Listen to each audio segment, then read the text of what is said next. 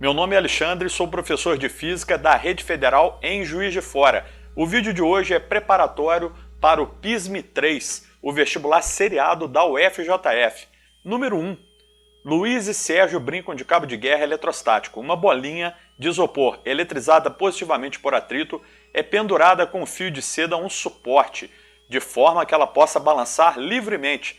Cada um escolhe um bastão diferente para eletrizar e, depois de atritarem uma das extremidades de cada bastão, colocam-nos em posições opostas, mas equidistantes à bolinha. Ganha o jogo quem tiver eletrizado mais seu próprio bastão. Na brincadeira, a bolinha se deslocou para uma posição de equilíbrio mais próxima ao bastão de Luiz. Pode-se afirmar com certeza somente que... Pessoal, aí é o seguinte, você tem que imaginar a situação proposta no enunciado. É uma bolinha pendurada, dois bastões eletrizados, um de cada lado. E aí você analisa, opção por opção, o que a UFJF cobrou. Vamos ver, olha só. Letra A, se os bastões têm cargas opostas entre si, então Luiz ganhou a brincadeira. Vou fazer melhor. Vou desenvolver cada opção até chegar na resposta certa com desenho, sabe? Vou desenvolver isso com você explicando um por um para ficar mais fácil de imaginar e visualizar isso. Então, letra A. Se os bastões têm cargas opostas entre si, então Luiz ganhou a brincadeira. Imagine que não existissem os bastões, tá? Imagine então esse pêndulo aqui, ó, eletrizado positivamente numa posição de equilíbrio. Ele estaria na vertical, sem nenhum bastão exercendo força elétrica sobre o pêndulo. Agora vamos colocar os bastões aqui com cargas opostas ao lado do pêndulo. Você pode olhar no enunciado que o pêndulo vai se deslocar para o lado do Luiz. Imagine só que a carga do bastão de Luiz fosse negativa e de Sérgio fosse positiva, ou seja, são cargas opostas.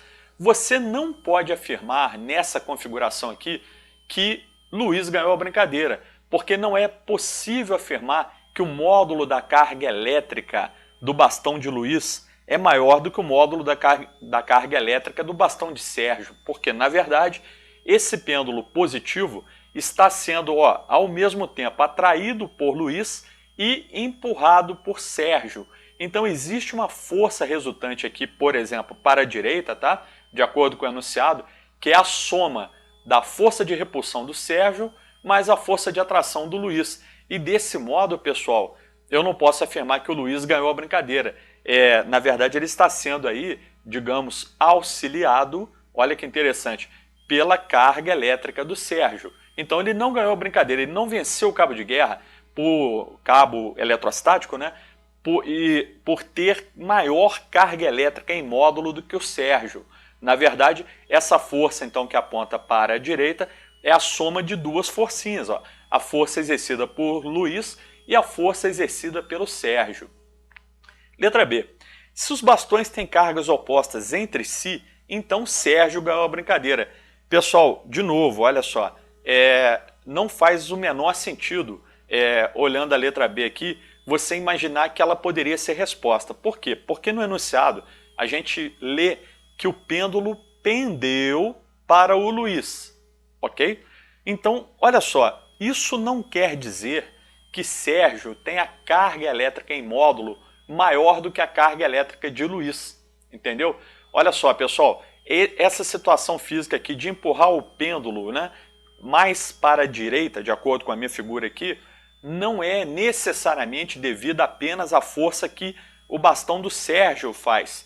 É a soma da força que o bastão do Sérgio faz mais o bastão do Luiz. Então, na verdade, a força elétrica que impulsionou esse pêndulo para a direita é uma força resultante da repulsão de Sérgio mais a soma da força de atração do Luiz. Na verdade, eu acho que já está aí aparecendo na sua mente qual seria uma resposta possível para esse exercício. Uma resposta possível seria esse tipo aqui. Olha a letra C. Se os bastões têm cargas positivas, então Sérgio ganhou a brincadeira. Isso faz sentido. Sabe por quê? Pensa só, pessoal. Se essas duas cargas aqui, ó, são positivas e o bastão também é positivo, se todo mundo aqui, ó, Luiz e Sérgio, tivessem carga de mesma intensidade, mesmo módulo, e eles estivessem aliados com o bastão, né, com o pêndulo, desculpe, olha só, Sérgio faria uma força de repulsão para a direita, Luiz faria a mesma força de repulsão para a esquerda. Então, se as cargas elétricas do bastão de Sérgio e de Luiz tivessem a mesma intensidade, o mesmo módulo, esse bastão ficaria em equilíbrio na vertical. Esse bastão não, desculpe. Esse pêndulo ficaria em equilíbrio na vertical. Mas o enunciado fala que esse pêndulo se deslocou para o lado do Luiz. Isso só pode ser devido a uma coisa: o bastão de Sérgio está com carga elétrica maior do que o bastão de Luiz, porque tanto Sérgio quanto Luiz fazem força de repulsão no pêndulo. Repulsão, estão tentando empurrar o pêndulo para longe. Mas você pode perceber que o bastão de Sérgio conseguiu fazer o pêndulo se deslocar para perto de Luiz. Ou seja, a repulsão entre o bastão do Sérgio e o pêndulo foi maior do que a repulsão entre o bastão de Luiz e o pêndulo. Desse modo, nós podemos dizer que Sérgio conseguiu eletrizar seu bastão com maior carga elétrica e, portanto, a letra C é verdadeira, né? Sérgio ganhou a brincadeira. Número 2, essa aí, desculpe, é só a resposta, tá? Para vocês conferirem. Tá aí o gabarito letra C. Número 2, a água é uma molécula polar, ou seja, embora tenha carga elétrica total nula, há uma separação entre as cargas na mesma molécula devido à diferença de eletronegatividade entre o átomo de oxigênio e os átomos de hidrogênio, conforme mostra a figura, tá aí. Baseado nisso, um aluno resolveu realizar o seguinte experimento. Quando uma torneira de água estava gotejando, colocou um bastão de vidro previamente atritado em um pano de lã próximo à trajetória das gotas. Assinale a alternativa correta. Galera, esse aí é um exemplo clássico de experimento de laboratório, muito comum, tá? Muito feito aí nos colégios do mundo todo. A situação é mais ou menos essa aqui, ó. Você tem a água fluindo, tá? E aqui você tem, por exemplo, ó, um pente. Isso aqui é uma foto de um livro, tá? Lá o enunciado fala um bastão, mas o pente dá na mesma, é a mesma coisa, atraindo o filete de água. Por que isso acontece? Isso acontece porque a água, olha só, como o próprio enunciado fala, tem as suas moléculas aqui neutras. Então você pode imaginar a água formada por uma quantidade grande de gotículas neutras e todo o corpo neutro é atraído por um corpo eletrizado. No enunciado, o corpo eletrizado era um bastão. Aqui eu peguei a figurinha de um pente, né, que é comum, você pode fazer em casa. Esse experimento é muito simples de fazer e é muito fácil de verificar, tá bom? Isso aqui acontece mesmo. Então, qual é a ideia? A ideia aqui é a seguinte: você tem um corpo neutro, a gotícula de água sendo atraída por um corpo eletrizado, o bastão ou o pente. Letra B, olha só, as gotas de água são atraídas pelo bastão, quaisquer que sejam as cargas adquiridas no atrito com o pano. Ou seja, para acontecer a atração entre um corpo neutro e um corpo eletrizado, não importa o sinal do corpo eletrizado. Todo corpo eletrizado sempre atrairá um corpo neutro, sempre. Mesmo que esse corpo neutro seja formado aí por muitas gotículas de água, tá? Então isso aqui é um exercício clássico, fácil de verificar em casa ou no laboratório e tem uma resposta muito interessante. Por quê? Porque o enunciado tenta deixar um pouco complexa a interpretação. Mostra um diagrama com a molécula de água, fala da molécula polar e tudo mais, mas lá no enunciado ele cita, claro, que cada molécula é neutra e, portanto, continua valendo o seguinte: todo corpo neutro é atraído por um corpo eletrizado. Número 3, exercício bom, hein? Muito importante. Em uma experiência realizada em sala de aula, o professor de física usou 3 esferas metálicas idênticas e numeradas de 1 a 3, suspensas por fios isolantes em 3 arranjos diferentes, como mostra a figura abaixo. Inicialmente, o professor eletrizou a esfera 3 com carga negativa. Na sequência, o professor aproximou a esfera 1 da esfera 3 e elas se repeliram, tá aqui. Em seguida, ele aproximou a esfera 2 da esfera 1 e elas se atraíram. Por fim, aproximou a esfera 2 da esfera 3 e elas se atraíram. Na tentativa de explicar o fenômeno, 6 alunos fizeram os seguintes comentários. Antes de ler os comentários, quero lembrar a vocês o seguinte: A primeira figura aqui mostra a força de repulsão elétrica. Isso só é possível quando dois corpos têm o mesmo sinal. Entendeu, pessoal? Então aqui, ó, esse primeiro arranjo significa que a esfera 1 e a esfera 3 têm sinais iguais. Só para a gente, né, lembrar. Então vamos lá, ó. João falou isso, Maria falou aquilo. Então aí tem várias falas de vários alunos. Eu não vou ler o enunciado agora não. Eu vou direto para a solução com um diagrama que eu bolei ali nas esferinhas para vocês entenderem bem qual é a ideia. Olha só, pessoal, é dado do enunciado, tá? A esfera 1 estava eletrizada negativamente, beleza? Como entre 1 e 3 existe uma força de repulsão, então a esfera 1 e a esfera 3 têm que possuir o mesmo sinal, no caso, sinal negativo. Então, ó, dado do enunciado, esfera 1 eletrizada negativamente. Olhando essa figura, a esfera 3 também estará eletrizada negativamente.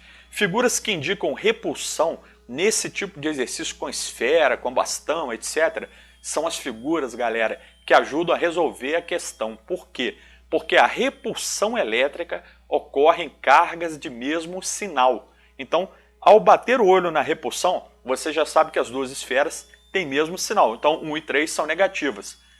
Não é tão simples quando você tem figuras com atração. Por quê?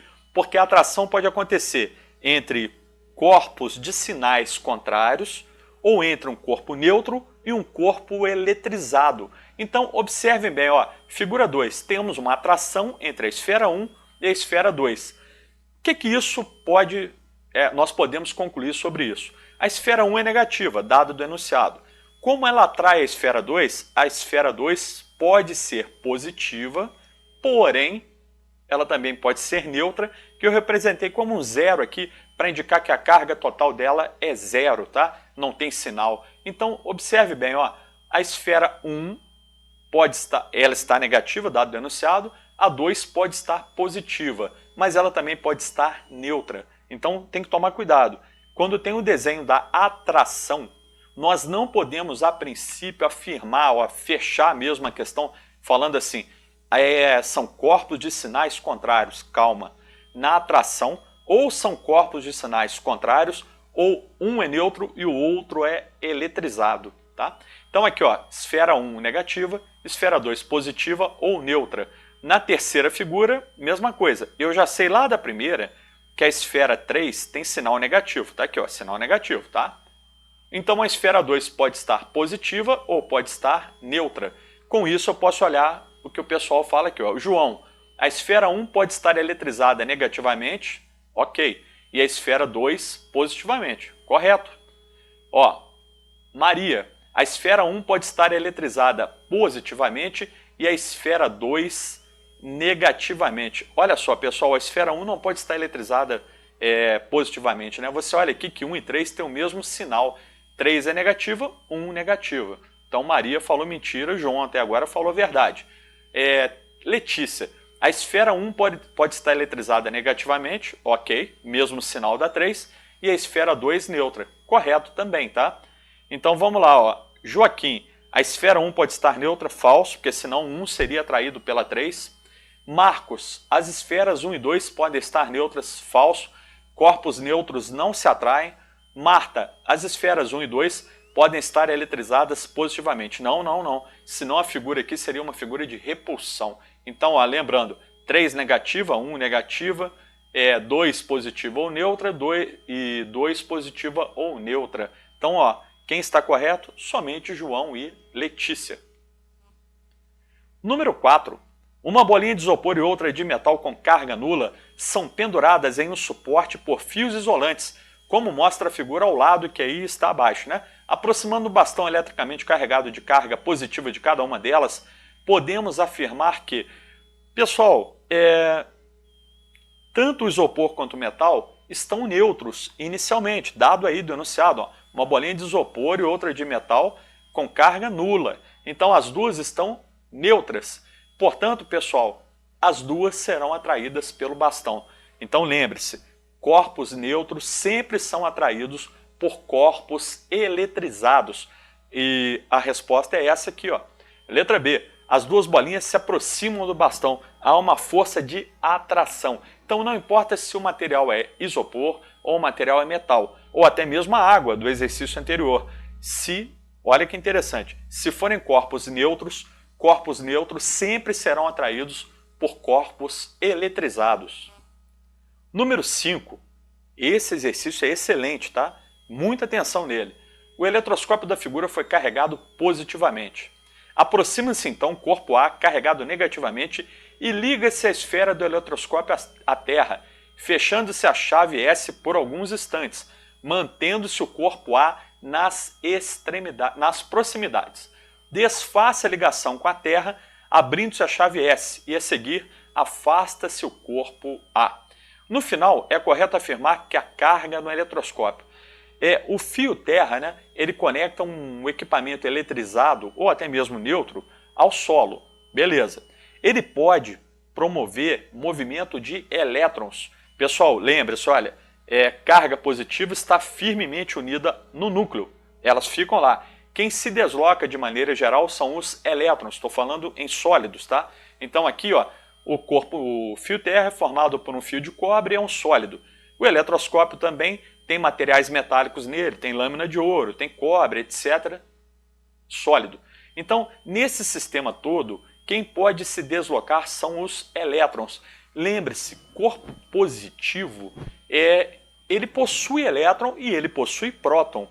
Não quer dizer que o corpo positivo não possua elétrons. Olha só, essas lâminas positivas possuem elétrons, essa cabeça do eletroscópio positiva possui elétrons, mas tem menos elétron do que próton.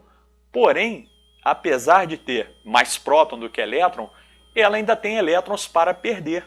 Então, quando você liga a Terra, né, esse equipamento eletrizado aqui, ó, por um fio terra até o solo, esse corpo aqui, que pode ser considerado um indutor, ele tem carga elétrica negativa. Então, ele repele as cargas elétricas que ainda existem no eletroscópio, repelem e elas vão para o solo. Ou seja, a aproximação do corpo A, um indutor, favorece um deslocamento dos elétrons que o eletroscópio ainda tem para o solo.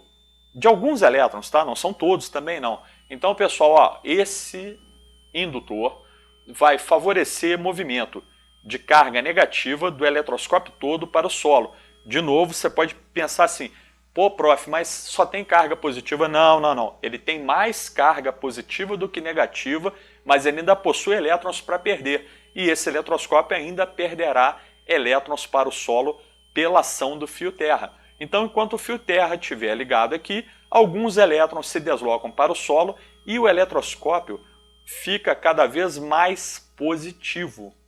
Ao final de um tempo, você desliga o fio terra, ou seja, você impede, olha que interessante, o deslocamento de elétrons entre o solo e o eletroscópio, ou seja, esse eletroscópio aqui fica isolado do solo e você afasta o indutor. Então, afastando o indutor após desligar o fio terra, esse eletroscópio continua positivo. E detalhe, ele está positivo com mais carga elétrica do que ele possuía no início da nossa questão. Então esse eletroscópio aqui, ao final de todo esse sistema proposto na questão, ele fica mais positivo do que ele estava inicialmente. Resposta, letra O, permanece positiva. Número 6. 3 esferas de metal idênticas A, B e C estão carregadas com cargas menos 3Q, 2Q e 8Q, respectivamente. A esfera C é colocada em contato com a esfera B e depois afastada. A seguir, a esfera C é colocada em contato com a esfera A e depois afastada. Qual é a carga final nas esferas ABC, respectivamente? Pessoal, esse aí é um exercício que recorda o princípio da conservação da carga elétrica. Num sistema eletricamente isolado, a carga elétrica total se conserva. Mas quando você tem esferas idênticas de metal, acontece um fenômeno interessante. A carga total, após você desfazer o contato entre as esferas, ela é dividida meio a meio. Então, imagine só que você tem uma carga total de 2Q. Quando você separar as esferas, fica 1Q para cada um. É 1Q, 2Q, são coisas teóricas, tá, pessoal? Na verdade, na eletricidade nós temos a unidade de carga elétrica Coulomb e seus submúltiplos, milicoulomb, microcoulomb, nanocoulomb, etc. Mas aqui o exercício usou Q apenas como a matemática usa X, usa Y, tá? Só para dar uma ideia de uma quantidade, ou seja, uma ideia de uma variável. Vamos lá, pessoal. Primeira coisa, ó, esfera C em contato com B. C e B, aqui são os dados das cargas iniciais das esferas. Ó, C tinha 8Q e B tinha 2Q. Então, ó, C e B, 2Q mais 8Q. Então, nós temos, antes do contato, 10Q no sistema, tá? 10Q. Você tem que somar a carga, ó, soma de cabeça, 2Q mais 8Q, 10Q. Essa é a carga total do sistema. Após você separar as duas esferas, a carga total se conserva, mas se conserva da seguinte maneira, é metade para cada esfera. Por quê? Porque elas são idênticas, mesmo material, mesmo volume, etc. Então olha aqui, 10Q se separa em 5Q para cada uma das esferas. Então nós afirmamos que a esfera C terá uma carga de 5Q após a separação e a esfera B terá uma carga de 5Q após a separação, mas o exercício não para por aí. Ele manda agora pegar a esfera C e colocar em contato com a esfera A. Então a esfera C agora tem 5Q de carga. 5Q após a separação, 5Q. A esfera A, lá do enunciado, já possuía menos 3Q de carga. Então olha só, 5Q mais menos 3Q, respeitando os sinais, dá 2Q. Ao separar as duas esferas, fica 1Q para cada uma. Então olha aqui, ó, você tem 2Q de carga total, você vai ter 1Q para cada uma delas. Então, só interpretando aqui o nosso raciocínio todo, é sempre metade da carga total para cada uma das duas esferas. E aí nós temos, ó, como resposta, carga final de A, 1Q, carga final de B, 5Q, lembre-se, B entrou só nessa primeira parte aqui do exercício, ó, carga final de B, 5Q, carga final de C, 1Q. Resposta do exercício, ó, letra B, 1Q, 5Q e 1Q. Ô pessoal, mas muito obrigado pela atenção, muito obrigado por você acompanhar essa aula até o final e considere se inscrever no canal e curtir esse vídeo e espalhar para os seus colegas aí o nosso conteúdo. Valeu, gente!